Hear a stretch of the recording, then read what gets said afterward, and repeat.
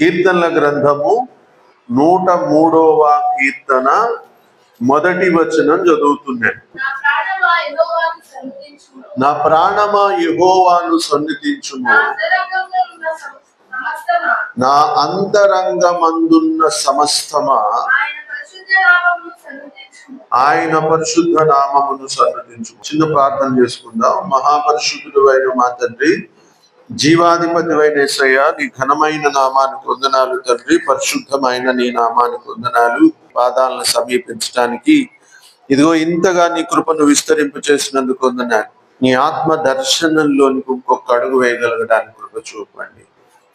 ఈ స్థలమును విడిచి వెళ్ళక ముందు ప్రభువా, అగ్ని వంటి నీ ఆత్మ నన్ను తాకులాగున నీ కృపను అనుగ్రహించండి. ఇక్కడ నీ నామమును ఆరాధించుటకు కావలసిన ఆత్మను, పరిశుద్ధాత్మని యొక్క ప్రత్యక్షతను, జీవమును నాయన ఇక్కడున్న మా అందరిలోనికి ప్రోక్షించండి.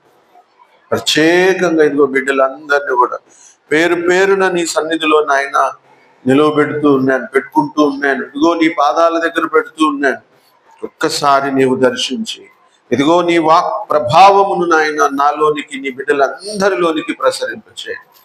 ఏదైతే అవిధేయత ఉందో దాన్ని సరిచేయలాగా, ఏదైతే అనారోగ్యం ఉందో దాన్ని బాగు చేయలాగా నాయన మమ్మల్ని అందరినీ సరిచేయలాగా, సిద్ధపరచులాగా ఈ దినమున నీ ఆత్మకార్యం మా మధ్యన జరిగించమని వేడుకుంటున్నాను. నీ నామమును మహిమపరుచుకునమని వేడుకుంటున్నాను. చదవబడి నీ మాటను నాయన నీ చేతులకు అప్పచెప్పుకుంటున్నాను. ఆయన విదుచున్న ప్రతి విత్తనము నాయన నాలో మా అందరిలో ఫలింప చేయమని వేడుకుంటూ, ఘనత మహిమ ప్రభావాలు రాజా నీ నామమునకు ఆరోపించుకుంటూ యేసుక్రీస్తు నామములో అడిగి వేడుకొనుచున్నాను నా ప్రియ పరలోకపు తండ్రి, ఆమేన్. హల్లెలూయా. దేవుని సన్నిధిలో ప్రతి ఒక్కరం కూడా నిలవబడాలనేది పరిశుద్ధాత్ముని యొక్క ఉద్దేశం. ఎవరికి వాళ్ళు సంఘపరంగా సంఘం నిలబడాలి, వ్యక్తిగత పరంగా వ్యక్తిగతంగా నిలబడాలి, సార్వత్రిక సంఘపరంగా సార్వత్రిక సంఘపరంగా నిలబడాలి. అయితే ఈ సార్వత్రిక సంఘము, ఈ యొక్క సంఘము ఇవన్నీ కాసేపు పక్కన పెడితే వ్యక్తిగతం అనేది నేను ఎక్కువగా ప్రాధాన్యతనిస్తూ ముందుకు వెళ్తా ఉంటాను. ఎందుకంటే ఇశ్రాయేలీలందరికీ కూడా దేవుని యొక్క మాట చొప్పున రాజ్యాలను పంచివేసినటువంటి యెహోషువ చెప్పిన మాట ఏంటంటే, మీరు ఎవరిని సేవిస్తారో సేవించండి, నేను నా ఇంటి వారు మాత్రం యెహోవాను. ఇంతమందిని తోడుకొని వచ్చి ఇక్కడ స్వార్థం మాట్లాడుతున్నాడు ఏంటో అనిపించింది. విచిత్రం ఏంటంటే ఇశ్రాయేలీల వరకు దేవుని దగ్గరికి అతను పనిచేసినప్పటికి కూడా తన వ్యక్తిగత విషయం దగ్గరకు వచ్చేటప్పటికి మాత్రం చాలా ఖచ్చితమైనటువంటి నిర్ణయంతో అతడు నిలబడ్డం జరుగుతుంది. దేవుని సన్నిధిలో ప్రతి వ్యక్తి కూడా ఖచ్చితంగా నిలబడవలసినటువంటి అవసరం. కంపేర్ చేసుకునేటటువంటి మనస్సులోంచి ముందు బయటికి రావాలి. పలానా వాళ్ళు పలానా అసలు ముందు ఇవన్నీ పక్కన పెట్టారు. అదే విషయాన్ని స్పష్టంగా ఈ 103వ కీర్తనలో పరిశుద్ధాత్ముడు చెప్తాడు. ఒక మనిషి దేవుణ్ణి ఆరాధన చేస్తున్నాడు అనుకో, చక్కగా తప్పట్లు కొడతాడు, చక్కగా పాట పాడతాడు, చక్కగా ఆరాధన చేస్తూ ఉంటాడు, చక్కటి ప్రార్థన చేస్తూ ఉంటాడు, ఉత్సహిస్తూ ఉంటారు. నిజమే, ఇదంతా కూడా దేవునికి చాలా ఇష్టమైంది. అయితే ఇలాగా ఆరాధన చేస్తున్నటువంటి సందర్భంలో దేవుడు చూస్తున్నటువంటి ఒక విషయాన్ని మీకు చూపించడానికి ప్రయత్నం చేస్తాను. చదివినటువంటి లేఖనంలో నా ప్రాణమా యెహోవాను సన్నిధించుము, అంతరంగమునున్న సమస్తమా అంటే నేను సన్నిధిస్తూ ఉన్నాను, అక్కడి వరకు బాగానే ఉంది.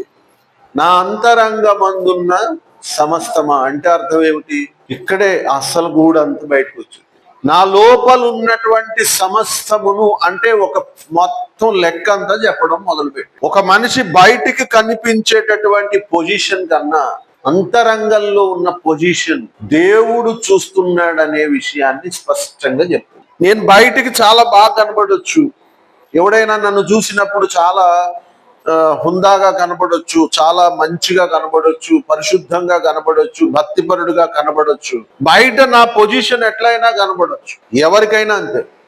కానీ అంతరంగ పొజిషన్ అనేది మాత్రం ఇక్కడ ప్రాముఖ్యం. అది బైబిల్ చెప్తున్నటువంటి విషయం. నా లోపల ఏ పొజిషన్ ఉంది అనేదే చాలా ప్రాముఖ్యం అని చెప్తాను. అంతరంగమందున్న సమస్తమా అని ఎందుకన్నాడంటే, ప్రతి మనిషిలో కూడా మానవ నైజానికి సంబంధించి, జెనెటిక్ సంబంధించి కొన్ని అంశాలు ఉంటనే ఉంటాయి. నేను చాలా పరిశుద్ధునిగా ఉన్నాను, చాలా పవిత్రుడిగా ఉన్నానని అందరు అనుకుంటా ఉంటారు. నిజమే, పరిశుద్ధుడిగానే ఉన్నావు. అలాగని నీలో పాప సంబంధమైన మూలము లేకుండా మాత్రం ఉండవు. అది ఆదాము నుంచి వస్తున్నటువంటి జెనెటిక్, జన్యుపరంగా నీకు సంక్రమించినటువంటి ఒక విషయం. అది పాప సంబంధమైనటువంటి విషయం ఎప్పుడు బయటకు వస్తుందంటే, దానికి సంబంధించినటువంటి వాసన దానికి తాకినప్పుడు బయటకు వస్తుంది. లేకపోతే మామూలుగా అసలు రాదది. పాప సంబంధమైన ఆలోచనకు సంబంధించిన వాసన దానికి తాకినప్పుడు అది బయటకు వస్తా. నేను లెంట్ డేస్ పాటిస్తున్నానండి, నీసి మాంసాలు మానేశానండి, పలావ్ తినడం మానేశానండి, శాకాహారం చేస్తున్నాను, ఒక పూట మాత్రం టిఫిన్ చేస్తున్నానండి, బానే ఉంది. మానేసావా? మానేశానండి. దాన్ని మంకు చూడుతున్నావా? చూడటం లేదండి. నిజమే, చూడ్డు. కానీ ఎందుకో ఆ పక్కింట్లోంచి ఆ రోజున పలావ్ వాసన వస్తుంది, అది చాలా గుమగుమలాడుతోంది, అందులో రొయ్యలు కూడా వేసాడేమో, ఇంకా స్మెల్ బాగుంది అన్నప్పుడు ఆ స్మెల్ కిటికీలోంచి వచ్చినప్పుడు వీడి మనసు ఎలా ఉంటదంటే, లోపల తాకుద్ది. అది వచ్చి పర్ఫెక్ట్ గా లోపల తాకుద్ది అంటే. ఎందుకని? లోపల ఒక మూలం అనేది ఉంటది. నాలో అసలు ఏ మూలం లేదని నేను అనబాకండి. ప్రతి ఒక్కరికి ఉంటుంది, అది మానవ నైజం. దాన్ని నియంత్రించగలిగినటువంటి శక్తి నీలో ఉన్నప్పుడు నీ అంతరంగ పురుషుడు చాలా బాగున్నట్టు లెక్క. దాన్ని నియంత్రించలేనటువంటి స్థితి నీకుంటే నీ పరిస్థితి తేడాగా ఉన్నట్టు లెక్క. మీకందరికీ అర్థం అవడం కోసం ఒక మాట చదవడానికి ఇష్టపడుతూ ఉన్నాను. అపోస్తుల కార్యములు 15వ అధ్యాయము 39వ వచనం చదువుతున్నాడు. అయితే పౌలు పుంపూలియాలో పని కొరకు తమతో కూడా రాక తమ్మును విడిచిన వానిని వెంట పెట్టుకొని పోవుట యుక్తము కాదని తలంచెను. వారిలో తీవ్రమైన వాదము కలిగినందున వారు ఒకరినొకడు విడిచి వేరై పోయిరి. బర్నబా మార్కును వెంట పెట్టుకుని వాడ ఎక్కి కుప్రకు వెళ్ళెను. పౌలు శీలను ఏర్పరచుకొని సహోదరుల చేత ప్రభువు కృపకు అప్పగింపబడిన వాడై బయలుదేరి సంఘములను స్థిరపరచుటకు సిరియా, కిలికియా దేశముల ద్వారా సంచారము చేయుచుండెను. ఈ సన్నివేశం మీకు అందరికి అర్థమైంది, చాలాసార్లు విన్నాను. అపోస్తులుడైన పౌలు దేవుళ్ళలోనికి రక్షించబడిన తర్వాత అతడు ఒంటరిగా సువార్త పరిచర్య చేస్తాకి సిద్ధపడుతూ ఉన్నప్పుడు సత్యం అతనికి అర్థం కానిటువంటి పరిస్థితిలో ఈ బర్నబా అన్న వ్యక్తి చాలా స్థిరుడు, చాలా బలవంతుడు, అంటే దేవునిలో చాలా గట్టివాడు. అట్లాంటి బర్నబా పౌలుని చేరదీసి ఆసియాలో ఉన్న సంఘాలకు పరిచయం చేస్తూ ఇతనికి దేవుని యొక్క వాక్యాన్ని కొన్ని విషయాలు నేర్పిస్తూ వీళ్ళిద్దరు కూడా సువార్త దండయాత్ర చేసినటువంటి సందర్భం. చాలా మంచిగా పనిచేశారు. ఈ పని చేసినటువంటి సందర్భంలో మీకు అందరికీ ఒక విషయాన్ని, అంటే మీ దృష్టిని ఒకదానికి తీసుకెళ్ళడానికి ట్రై చేస్తున్నారు. చాలా కష్టపడ్డారు. ఈ ఇద్దరు జతకాండ్రకి చిన్న వివాదం వచ్చింది. ఫలానా వాడు వద్దు అని పౌలు, లేదు వాడిని తీసుకెళ్దాం అని బర్నబా. వీళ్ళిద్దరికీ వివాదం వచ్చిన తర్వాత పౌలు ఏం చేశాడంటే, నేను వీడినే తీసుకెళ్తా అని గట్టిగా చెప్పేటప్పటికి బర్నబాకు కోపం వచ్చి ఆ మార్క్ అన్నవాడిని తీసుకుని అతని సొంతూరైనటువంటి కుప్రకు వెళ్ళిపోయాడు. ఇది సిచ్యువేషన్, ఇక్కడ చదివినటువంటి సిచ్యువేషన్. ఇంత మంచి స్నేహితులు కదా, ఇంత మంచి స్నేహితులు అయినప్పుడు ఒక వివాదం వచ్చి వెళ్ళిపోతూ ఉన్నప్పుడు నాకు అనిపించింది, వాళ్ళిద్దరు వెనకాల నేను నడుస్తూ ఉన్నట్టు అనుకుని వాళ్ళతో పాటు చూస్తూ ఉంటే మనస్సులు ఎంత గాయమైపోయి ఉంటాయి. ఎందుకంటే చాలా దూరం పరిచయం చేశారు, చాలా మందికి దేవుణ్ణి పరిచయం చేశారు, చాలా చోట్ల వాళ్ళు చాలా కష్టపడి దేవుని సంఘాలను కడుతూ ఉన్నారు. అట్లాగా జత కట్టినటువంటి ఇద్దరు స్నేహితుల మధ్య చిన్న మాట వచ్చి విడిపోతే వాళ్ళ మనస్సులు ఎంత గాయపడి ఉంటాయి అంటే ఉండవా? ఖచ్చితంగా. ఒక్కసారి కాకపోయినా ఒక్కసారి అయినా వాడి ఇంటికి వెళ్ళాకైనా వాడు వీడి గురించి ఆలోచించుకుంటాడు, వీడు వాడి గురించి ఆలోచించకుండా ఉండరు కదా. పౌలు గురించి చెప్తాను నేను ఫస్ట్. పౌలు గురించి బైబిల్ గ్రంథం చాలా స్పష్టంగా రాసింది. వివాదం వచ్చింది, చాలా గట్టిగా వాదన వచ్చింది. పౌలు ఎందుకో అతన్ని నచ్చలేదని చెప్పి బర్నబా మాటను కొట్టివేయడంతో బర్నబా వెళ్ళిపోయాడు. పౌలు అలా నిలబడిన తర్వాత పౌలుకి కనిపించినటువంటి ఒక మాట ఏంటో తెలుసా? 40వ వచనం. పౌలు శీలను ఏర్పరచుకుని సహోదరుల చేత ప్రభువు కృపకు అప్పగింపబడిన వాడై. అంటే దేనికి అప్పగించబడ్డాడు? కృప అనే పదాన్ని ఎప్పుడు వినియోగిస్తాం? నాకు అంత అర్హత లేదన్నప్పుడు కృపని. నిజంగా నేనైతే దేవుని దగ్గరికి వెళ్ళాను సరిపోను, కానీ కృప చూపాడు కాబట్టి గ్రేస్ మార్కులతో పాస్ అయిపోయాడు. కృప అనేది తప్పు చేసినప్పుడు పనిచేసింది. నేను తప్పు చేశాను క్షమించిన ఆయన అన్నప్పుడు కృప చూపి సర్లేదా అన్నట్టు. కృపకు అప్పగింపబడిన వాడై అని అంటే పౌలు తాను చేసినటువంటి విషయంలో తప్పు జరిగింది అని ఉద్దేశం పెట్టుకుని కృపకు ఆశ్రయించి దేవుని పనిలోకి వెళ్ళిపోయాడు. అంటే పౌలు ఉద్దేశంలో ఏంటి? అనవసరంగా వివాదం పెట్టుకున్నాం, ఈ తప్పు చేశాం అని చెప్పి కృపలోనికి అప్పగించుకుంటూ వచ్చాడు. ఇంత సందేశం ఈ గ్రంథంలో రాస్తూ, ఆ కొరింథీయులకు రాసిన పత్రికలో ప్రేమ గురించి రాస్తూ, ఇంతటి వ్యవహారాన్ని రాస్తూ, ఇంతటి విషయాన్ని రాస్తున్నటువంటి పౌలు, ప్రేమ లేకుంటే వ్యర్థుడని నేను, ఆ ప్రేమ డంబముగా ప్రవర్తించదు, అమర్యాదగా నడవదని చెప్పి పెద్ద విషయాలన్నీ రాసుకుంటూ వచ్చి ఆ 14వ వచనం ప్రేమ కలిగి ఉండుటకు ప్రయాసపడుడి అని చెప్పినటువంటి పౌలుకి ఒక్కసారైనా విడిచిపెట్టిన బర్నబా దగ్గరికి వెళ్ళాలని అనిపించలేదా? ఎందుకంటే స్నేహితులు కదా, కష్టపడి పనిచేశారు కదా, ఒకసారైనా వెళ్ళాలనిపించలేదా? నేను అంటాను, ఈ విషయం దేవుని దగ్గర పంచాయతీ పెడితే పౌలుని దేవుడు అడగడంటారా? నేను చెప్పేది అంతరంగ పురుషుని గురించి.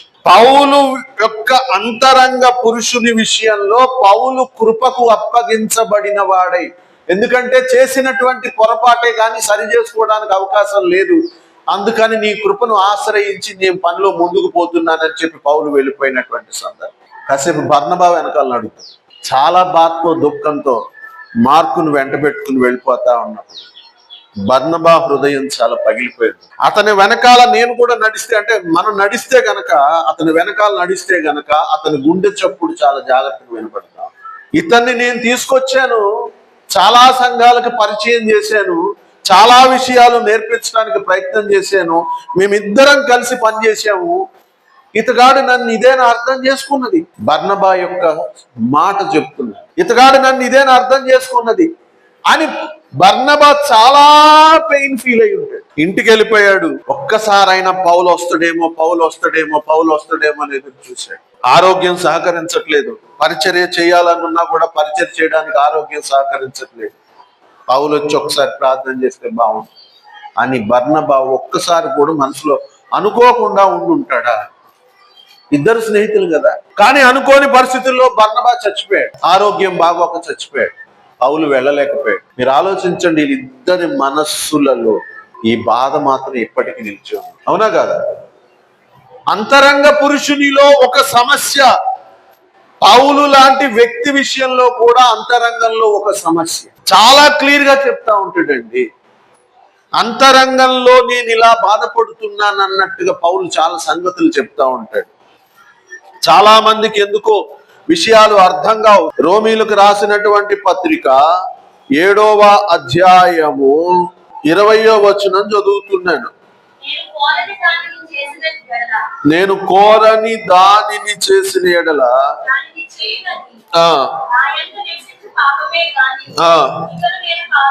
ఏమంటున్నాడు? నా యందు నివసించు అంటే పౌలు మనస్సులో పాపం ఉన్నదన కాదు కాదు కాదు అంతరంగ పురుషునిలో ఉన్నటువంటి ఒక మూలం గురించి చెబుతున్నాడు. అతను ప్రతి మనిషి జీవితంలో కూడా ఒక విషయం ఉంటుంది, ఒక మూలం ఉంటుంది, ఒక స్వభావం ఉంటుంది, ఒక అంతరంగంలో ఆ పురుషునికి సంబంధించిన ఒక లక్షణం ఉంటుంది. ఆ లక్షణం ఒక్కొక్కసారి తప్పు చేయించడానికి ప్రయత్నం చేస్తుంది. ఆ తప్పే చాలా సార్లు దేవుని దగ్గర దోషిగా మనల్ని నిలబెడుతూ ఉంది. అంతరంగ పురుషుని విషయంలో చాలా జాగ్రత్తగా ఉండాలి సుమా అని చెప్తున్నాను. నేను బాహ్య పురుషుడిగా బాగానే ఉండొచ్చు, కానీ నా అంతరంగమంతయు అని రాస్తాడు. నా హృదయంలో ఉన్న స్వభావాలలో ప్రతిదీ కూడా దేవుని సన్నిధిలో ఏకీభవించి దేవుణ్ణి ఆరాధించాలని చెప్తా ఉంటాడు. ఒకసారి దేవుని దగ్గరికి నేను ఇలా వెళ్ళాను అనుకోండి, నా అంతరంగాన్ని దేవుడు ఇలా పరిశీలన చేయడం మొదలు పెట్టాడు అనుకోండి, నా పొజిషన్ ఎలా ఉండదో దేవునికి కనబడుతుందో కనబడదు.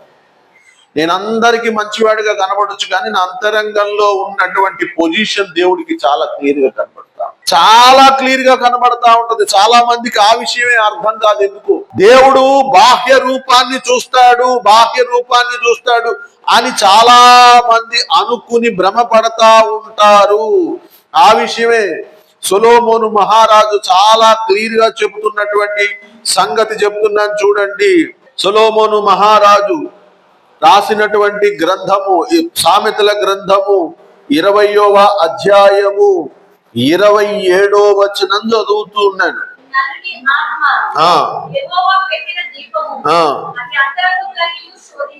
ఏం చేయను? శోధించినని రాసేటండి, పరిశీలించినని రాయాలి కదా. ఏమని రాయాలి ఇక్కడ? దీపం ఏం చేస్తుంది? వెలిగిస్తుంది. అది కరెక్ట్ గా ఉందా లేదా అనేది దగ్గర కట్టుకెళ్తే ఇంకా క్లియర్ గా కనబడుతుంది. దీపం శోధించటానికి పరిశీలించటానికి చాలా వ్యత్యాసం ఉంది కదా. వాక్యం ఇట్లా నేను మాట్లాడుతుంది. పరిశీలించటానికి శోధించటానికి చాలా తేడా. శోధించడం అంటే ఏంటి? పట్టుకుని వదలకపో. పట్టు చీర అని టీవీలో వస్తుంది అనుకోండి, చాలా టీవీ కట్టేసింది ఆమె. సెల్ ఫోన్ ఓపెన్ చేస్తే ఇన్స్టాగ్రామ్ లో పట్టు చీర అని వస్తుంది అనుకోండి. అలా బయటికి వెళ్తే ఒక ఆవిడ పట్టు చీర కట్టొచ్చి, మొన్నే కొన్నానండి, బాగుందండి, పట్టు చీర చాలా బాగుందండి, తక్కువ అండి అని. దీన్ని శోధించడం అంటారు. ఏమంటారు? దీన్నే శోధించడం అంటారు. నేను దాని నుంచి తప్పించుకోవాలని నేను ట్రై చేస్తా ఉంటాను, కానీ అది నన్ను మాత్రం తప్పించుకునే ఛాన్స్ ఇవ్వలేకుండా ఎంట పడదు. దేవుని ఆత్మ శోధిస్తోంది అని అంటే అర్థం ఏంటి? ఎవ్రీథింగ్ సర్చ్ చేస్తుంది అని అర్థం. నిజంగానే నిలబడ్డాడు అయితే, నిజంగానే స్టాండ్ బైలో ఉన్నాడా, నిజంగానే అట్లాంటి మనసు కలిగి ఉన్నాడా, అటు పక్కన ఏమైనా మనసు వాళ్తుందా అని చెప్పి అంతరంగమును శోధిస్తాం. అది కరెక్ట్ గా నిలబడ్డాడా అనే దాన్ని ఎప్పటికప్పుడు పరీక్ష చేస్తూ నడిపిస్తూ చూస్తా ఉండేదాన్ని పరిశోధించడం అంటారు. అంతరంగములో దేవుడు ఖచ్చితంగా పరిశీలన చేస్తున్నాడనే సంగతి చాలా క్లియర్ గా దేవుని వాక్యం చెప్తా. అంతరంగములోని పురుషుడు చాలా క్లియర్ గా ఉండవలసినటువంటి అవసరం ఉన్నది. ఈ విషయం చాలా మందికి తెలియదు. చాలా మంది దాని మీద ఎందుకో మనసు పెట్టరు. పేతురు రాసిన మొదటి పత్రిక 3వ అధ్యాయము 4వ వచనం చదువుతున్నాను చూడండి. సాధువైనట్టు మృదువైనట్టునైనా గుణమను అక్షయాలంకారము గల మీ హృదయపు అంతరంగ స్వభావము మీకు అలంకారముగా ఎలా ఉండాలంట? కింద ఏం రాశాడు పుట్టినోట్లో? అంతరంగ పురుషుడు ఎలా ఉండాలంట? సాధువైనట్టు మృదువైనట్టు ఇట్లాంటి స్వభావం కలిగి మీ అంతరంగ పురుషుడు ఉండాలంటున్నాడు. వాస్తవంగా ప్రతి మనిషి యొక్క అంతరంగంలో చాలా జాగ్రత్తగా దాక్కునేటటువంటి లక్షణాలు కోపం, 2 అహంకారం, 3 ద్వేషం, అసూయ, ఇలాంటి చాలా ఉంటాయి. అవేమి బయటికి రావు. పలావు వాసన వచ్చినప్పుడు మాత్రం బయటకు వస్తాయి. అప్పటి వరకు వాడు చాలా మంచోడే, చాలా స్వభావం, మంచి స్వభావం. కానీ ఎప్పుడు వాడు స్వభావం మారిపోద్దంటే, పాపపు సంబంధించిన వాసన వాడి ముక్కుకు తగిలినప్పుడు వాడి స్వభావం మరి పాపపు సంబంధించిన స్వభావం తగిలితే ఇది మారిపోతాడా అని చెప్పి దేవుని యొక్క ఆత్మ లోపల వాడిని శోధిస్తూ ఉంటుంది, పరిశీలన చేస్తూ ఉంటుంది, పరీక్ష చేస్తూ ఉంటుంది. ఈ స్వభావము విషయంలో నా అంతరంగ పురుషుడు నాతో 110% ఏకీభవించి ప్రార్థన చేస్తున్నాడు లేదా ఆరాధన చేస్తున్నాడు అని చెప్తున్నాడు ఈ కీర్తనాకారు. 103వ కీర్తనలో చెప్తున్నాడు, నా అంతరంగమందున్న సమస్తమా అంటే అట్టుబాటం, నా అలవాట్లు, నా ఆలోచనలు, నా వ్యవహారాలు, నా ఉద్దేశాలు, నా తలంపులు, అన్ని కూడా దేవుని సన్నిధిలో ఇవి కనబడుతూ ఉన్నాయి, అవి ఆరాధిస్తూ ఉన్నాయి, అవి సంపూర్తిగా దేవుణ్ణి ఆరాధిస్తున్నాయి అని. నేనే 2 చేతులు ఆకాశం తట్టెత్తి దేవునికి ఆరాధన చేస్తున్నాను. ఆరాధన అందరూ వింటా ఉన్నారు, చాలా బాగుంది, చాలా బాగా చేస్తున్నాడు, చాలా బాగా చేస్తున్నాడు అన్నట్టు. అవును కదా? కానీ దేవుడు నా ఇన్నర పురుషుణ్ణి చూస్తున్నాడు, లోపల ఉన్న అంతరంగ పురుషుణ్ణి చూస్తున్నాడు. వీడికి అంటిన మలినం చూస్తూ ఉంటాడు, వీడికి అంటిన స్వభావం చూస్తూ ఉంటాడు, వీడి బుద్ధిని చూస్తూ ఉంటాడు, వీడి ఆలోచన స్థితిని చూస్తూ ఉంటాడు. అంతరంగంలో ఇంకా క్లియర్ గా చెప్పాలంటే దేనికి ఎక్కువ ప్రాధాన్యతనిస్తున్నాడో చూస్తూ. నీకు ఒక రహస్యం చెప్తున్నా, నేను అలాగా అసహ్యంగా ఉన్న దేవుడు నా ఆరాధనని చూస్తూనే ఉంటాడు. అంతరంగం అంతయు కూడా దేవునికి ఏకీభవించి దేవునికి ఇష్టమైనదిగా ఉన్నప్పుడు ఆరాధన చేస్తున్నా కూడా దేవుడు ఆలకిస్తాం. దేవునిలో ఉన్న గొప్ప విషయం ఏంటంటే, పిల్లకాయలు మంచిగా ఉన్నా ప్రేమిస్తారు, కొన్ని చెడు లక్షణాలు ఉన్నా సరే తల్లిదండ్రులు ప్రేమిస్తారు, ఖచ్చితంగా ప్రేమిస్తారు వాళ్ళు. దేవుని స్వభావం కూడా అంతే. నీవు అంతరంగములో ఏదో పనికి మాలినది పెట్టుకున్నా సరే దేవుడు నిన్ను ప్రేమిస్తూనే ఉంటాడు. అంతరంగం అంతయు దేవునికి అంగీకారంగా నిలిపినా సరే కూడా దేవుడు నిన్ను ప్రేమిస్తాడు. నీ స్వభావాన్ని దేవుడు పర్టికులర్ గా ఈ దినాన్న చూపించడానికి ప్రయత్నం చేస్తూ, నీ అంతరంగ పురుషుడు పరిస్థితి దేవుడు ఈ దినాన్ని నీకు చూపించడానికి చాలా ప్రయత్నం చేస్తావు. దేవుని దగ్గర నా అంతరంగమునున్న సమస్తమా అని నేను ఎప్పుడైతే ప్రార్థన చేయగలిగాను, అప్పుడు నేను ఫుల్ఫిల్ గా దేవుణ్ణి ఆరాధించినట్టు లెక్క. అప్పుడు దేవుణ్ణి నేను ఇలా హత్తుకున్నట్టు లెక్క, దేవుడు నన్ను ముద్దు పెట్టుకున్నట్టు లెక్క. నా మనస్సులో దేనికి ఇచ్చే స్థానం దానికి ఇచ్చి, దేని ప్లేస్ లో దాన్ని చాలా జాగ్రత్తగా దాన్ని భద్రం చేసి, దేవునికి సంబంధించిన ప్లేస్ లో దేవుణ్ణి చాలా జాగ్రత్తగా కూర్చోబెట్టి నేను భక్తి చేస్తూ ఉన్నానంటే నా అంతరంగమందున్న సమస్తమా అని నువ్వు ప్రార్థన చేయలేవు. అంతరంగమందున్న సమస్తమా నువ్వు ప్రార్థన చేయలేకపోతే సాతాను బయటకు వచ్చి నవ్వుతూ ఉంటాడు, వాడిలో కూడా నాకు భాగం ఉంది, ఇదిగో పలానాది నాది, పలానాది నాది, పలానాది నాది, పలానాది నాది అని చెప్తా ఉంటాడు. నీకెట్టా భాగం ఉంది అని అడిగితే వాడు క్లియర్ గా చూపిస్తా ఉంటాడు, ఇగో వాడిలో నీ కోపం ఉంది చూసావా, ఇది నాది. వాడిలో ఉన్న ఈ ద్వేషం ఉంది చూసావా, ఇది నాది. వాడిలో ఉన్న ఈ అసూయ ఉంది చూసావా, ఇది నాది. ఇప్పుడు చెప్పు, వాడు అంతరంగం అంతా దేవునికి ఎలాగ ఆరాధన చేస్తున్నాడు, చేయట్లేదు కదా, వాడిలో సమ్ పార్ట్ ఈజ్ మై అని చెప్తాడు లేదా? దేవునిలో మొత్తం లేకుండా సగం మట్టికి లేదా ఇంకొక పాళ్ళు మట్టికి ఉండి నేను దేవుణ్ణి ఆరాధన చేస్తున్నానంటే హౌ ఈజ్ పాసిబుల్? అది 100% ఎలా అవుతుంది అని అంటారు. ఎవడు దాచుకోవలసినవి వాడు దాచుకుంటున్నాడు, ఎవడు పేర్చుకోవలసినవి వాడు పేర్చుకుంటున్నాడు, ఎవడు జాగ్రత్తగా నెమ్మదిగా వాటిని పెట్టుకోవలసినవి వాడు పెట్టుకుంటున్నాడు. నేను మాత్రం దేవుణ్ణి ఆరాధన చేస్తున్నానని అనేస్తే ఎలాగవుతుంది అది? పౌలు, బర్నబా, నువ్వు వాడిని ఎందుకు ద్వేషిస్తే వెళ్ళిపోనిచ్చావని పౌల్ని దేవుడు అడగడంటారా? పౌల్ని అడగడంటారా? ఎందుకు వెళ్ళిపోనిచ్చావు? మనస్సాక్షి అడగనేవదా? అందుకని పౌలు రాశాడు ఏంటంటే, కృపకు అప్పగింపబడినవా. అంటే దేవుని దగ్గర క్షమాపణ చెప్పడమో, దేవుని దగ్గర ఆ విషయాన్ని పెట్టి క్షమించమని అడగటమో జరిగింది అక్కడ. అందుకనే కృప అనే వర్డ్ నువ్వు రాశారు. నా వలన పొరపాటు జరిగితే గనక నేను ఖచ్చితంగా దేవుణ్ణి ఆశ్రయించి అది కడుక్కునేటటువంటి పరిస్థితి చేసినప్పుడు ఆ పాపము నాలో గూడు కట్టకుండా బయటికి పోతాం.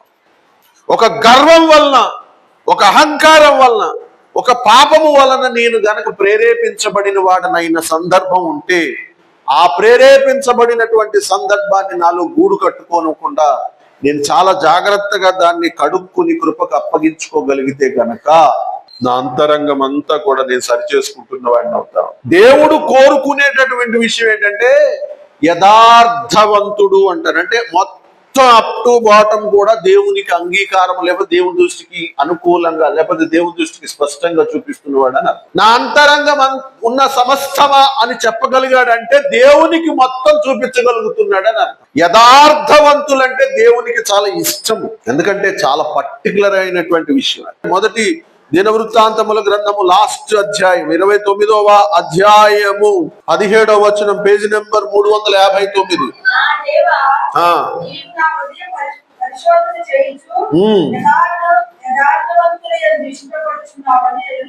ఎవరు చెప్తున్నారు ఈ మాట? చాలా విషయం చెప్తున్నాడు. ఏంటంట? నీవు హృదయమును పరిశోధన చేయుచు అంతరంగమంతయు నీ దృష్టికి అనుకూలముగా ఉన్నవాడిని యథార్థవంతుడంచు ఆ యథార్థవంతుల యందు ఇష్టపడుచున్నావని నేను. ఎంత ఇష్టం అంటే దేవునికి అసలు ఎందుకో తెలియదు, అంత ఇష్టం యథార్థవంతులంటే. యోబు గ్రంథము 1వ అధ్యాయము 1వ వచనం చదువుతున్నాను. యోబు గ్రంథము 1వ అధ్యాయము 1వ వచనం.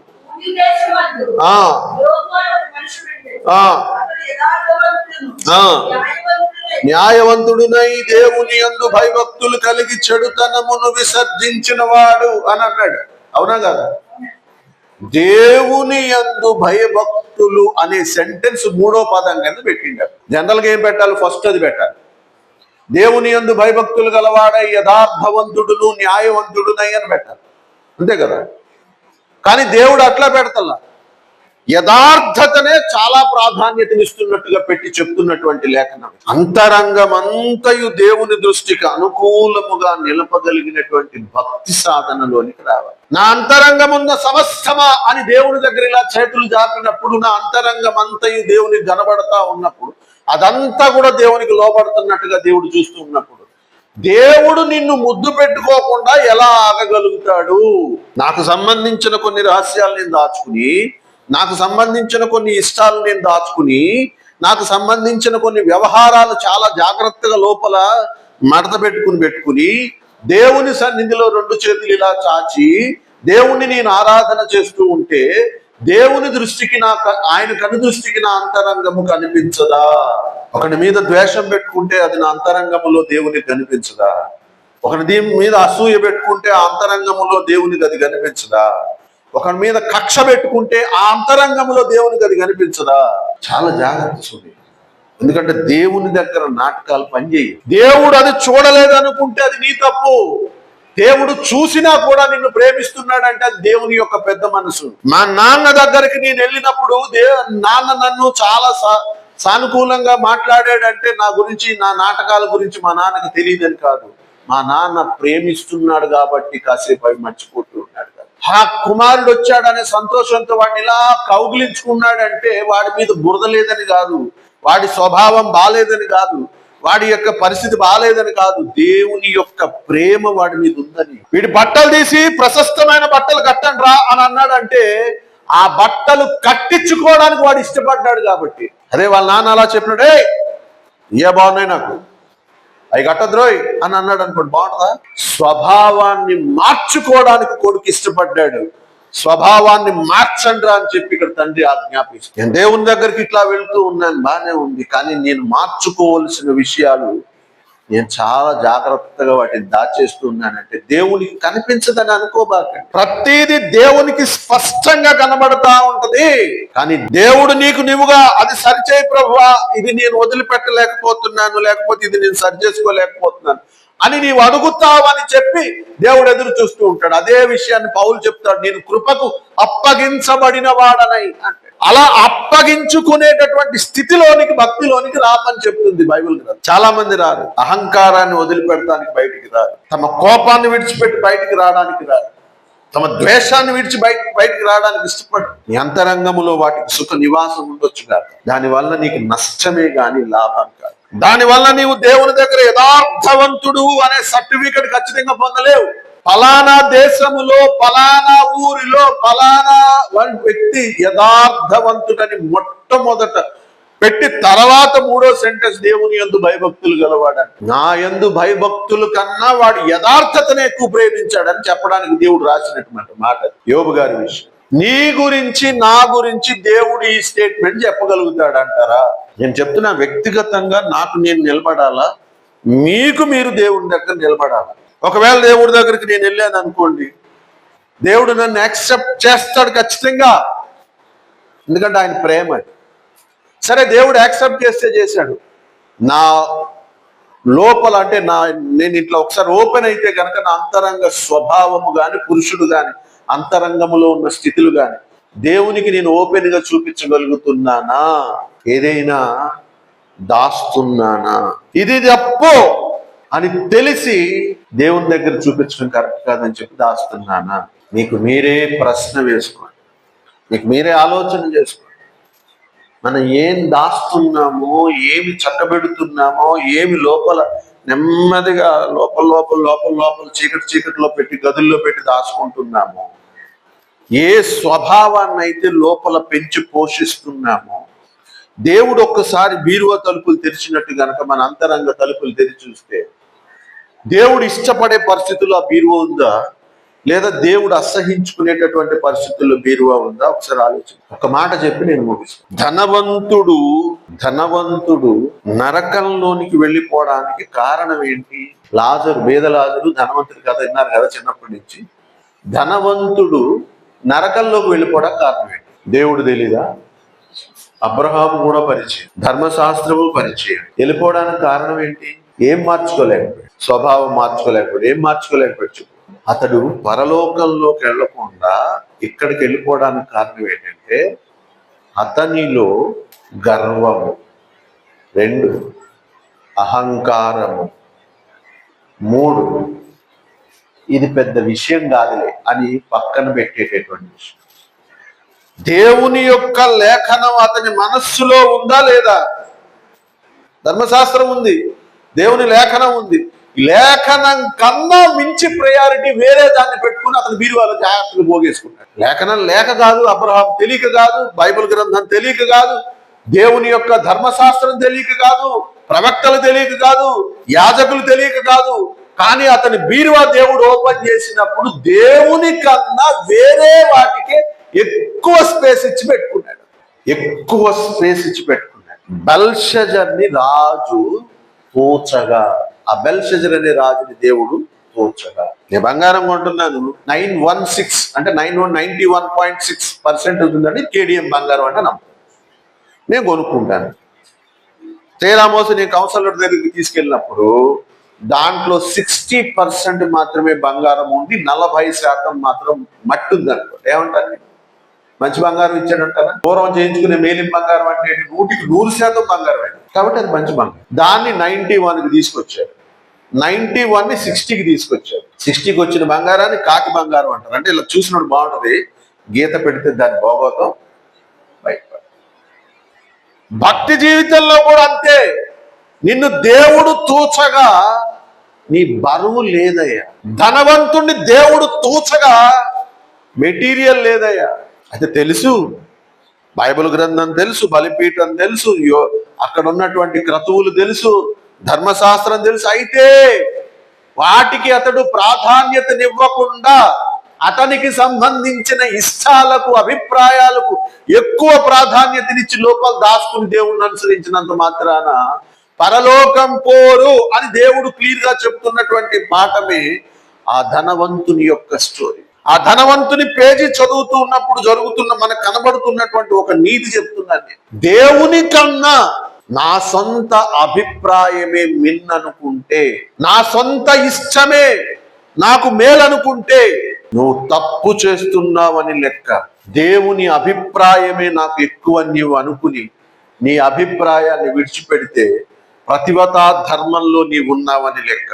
నీ బీరువాని దేవుడు ఓపెన్ చేసినప్పుడు, నీ అంతరంగంలో ఉన్నటువంటి దాన్ని దేవుడు ఓపెన్ చేసినప్పుడు దేవునికి ఏది ప్రాధాన్యత ఎంత ఉందో, ఇతర విషయాలకు ఎంత ప్రాధాన్యత ఉందో దేవుడు ఖచ్చితంగా చూస్తాడు. సుమా, జాగ్రత్త సుమా అని చెప్తున్నాను. నేను దేవుడిని నమ్ముకున్నానండి, దేవుడిని ప్రార్థన చేస్తున్నానండి, దేవుని దగ్గర కనబడుతూ ఉన్నానండి, దేవునికి ఆరాధన చేస్తున్నానండి అని అంటాడు.